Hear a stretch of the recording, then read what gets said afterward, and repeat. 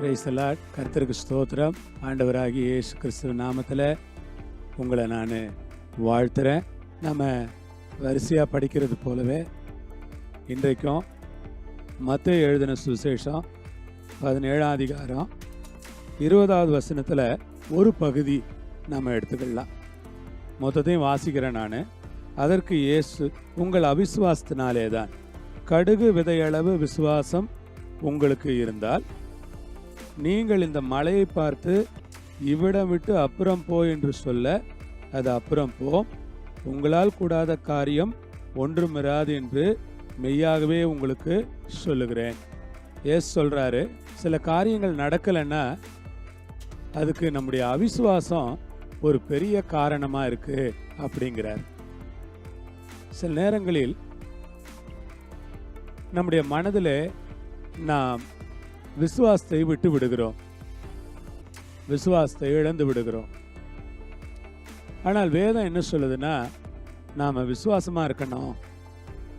அதுக்கு பைபிள் என்ன எக்ஸாம்பிள் கொடுக்குது, இயேசு என்ன சொல்றார் பாருங்க. கடுகு விதையளவு விசுவாசம் உங்களுக்கு இருந்தால், கடுகு விதையளவு விசுவாசம் உங்களுக்கு இருந்தால். ஆண்டவருக்கு ஸ்தோத்திரம். சாதாரணமாக சொல்லலை, கடுகு விதையளவு விசுவாசம் உங்களுக்கு இருந்தால்.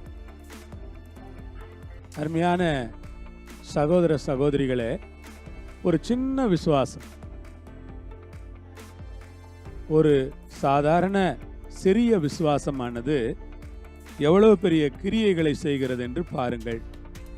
கடுகு விதையளவு விசுவாசம் உங்களுக்கு இருந்தால். ஆண்டவருக்கு நன்றி.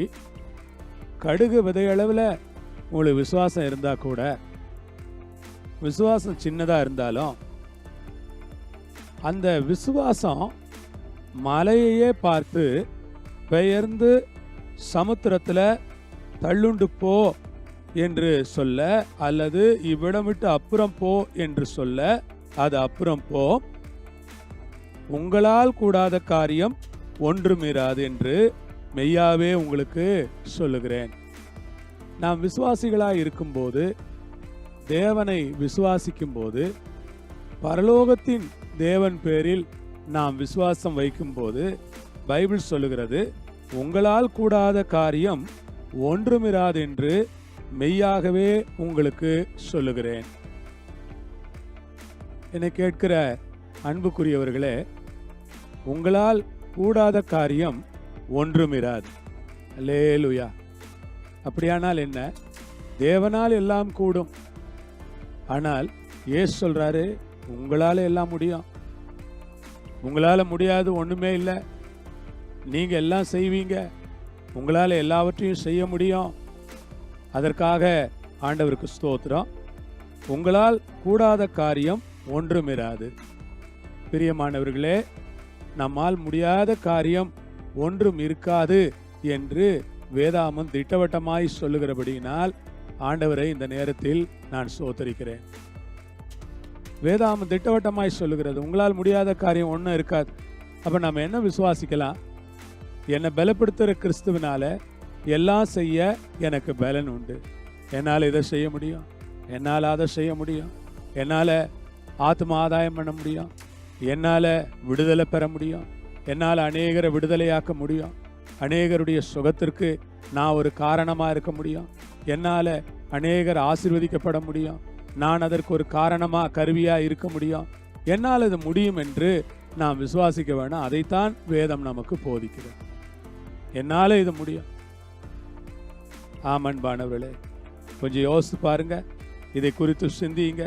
கர்த்தர் உங்களுக்கு கிருபை கொடுப்பாராக.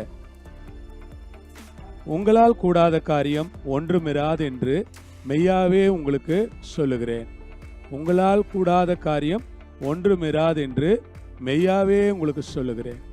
மெய்யாவே சொல்றார், உங்களால் எல்லாம் முடியும். இயேசுவின் நாமத்தில் கர்த்தர் உங்களை ஆசீர்வதிப்பாராக. ஜெபம் பண்ணலாமா? ஆண்டவரே, உமக்கு ஸ்தோத்திரம்.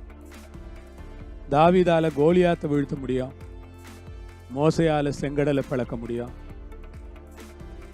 யோசுவாவால யோர்தானை பழக்க முடியும், எரிகோவை கீழே மதில கீழே தள்ள முடியும். எலியாவால் அக்கினியை கொண்டு வர முடியும், மழையை நிறுத்த முடியும்னா எங்களாலேயும் எல்லாவற்றையும் செய்ய முடியும் என்று நாங்கள் இப்பொழுது விசுவாசிக்கிறோம். உம்முடைய கரங்களில் ஒப்பு கொடுக்கிறோம். அப்படியே எங்களுக்கு கிருபை செய்து வழி நடத்துங்க. இயேசுவின் நாமத்தில் பிதாவே, ஆமென். கர்த்தர் உங்களோடு இருப்பார், உங்களை ஆசீர்வதிப்பார். ஆமென்.